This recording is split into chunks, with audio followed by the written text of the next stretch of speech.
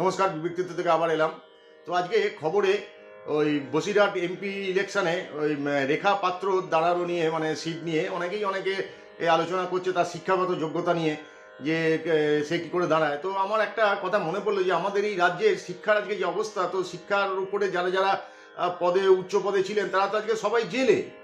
তো এই রাজ্যের যে আমাদের যে সিএমসি যে টিমটা আছে, সেই টিমটা যাদের যাদের শিক্ষিত করেছিল, করে মন্ত্রিত্বে বসিয়েছিল, তারা কি শিক্ষা পেয়েছে? তাহলে ওখান থেকে কি ওই চৌর্যবৃত্তি শেখানো হয়েছে, আর না সেই সন্দেশখালিতে সেই ধর্ষণ রাহাজানি সেই সব শেখানো হয়েছে? তো এইটা নিয়ে তো খুবই একটা মানে প্রশ্ন। তাহলে শিক্ষার কী দাম আছে?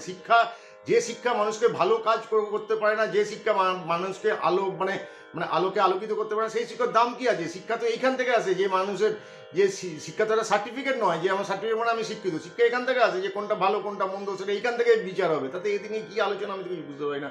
ভালো থাকবেন, আপনারাও এটা নিয়ে একটু ভাববেন। নমস্কার।